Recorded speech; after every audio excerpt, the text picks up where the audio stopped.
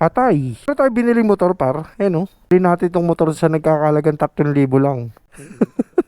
Isol, ayan mga par. Ayan o. Ang issue niya, ayan o, basag-basag, ayaw umandar, walang gulong. As is yan, kung ano yung presyo, yun na yung makukuha natin dito. Tapos ito, yung racing seat. Diba? Naka-duct tape lang yan. Quality. Yung makina na ito, ano, big bulb. Diba? Di nakikita yung makina.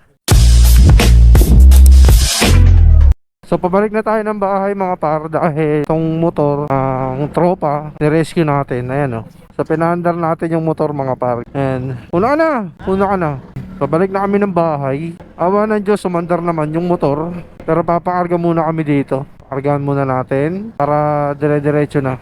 Yan. Padala natin ADB 160 mga par. Antayin natin siya rito dahil magpapagas lang siya. Kakatapos lang namin magpagas. Itong motor kasi itong mga par na semplang yan kaya naging ganyan yung ano niya. Naging ganyan yung mga flarings. So yan o.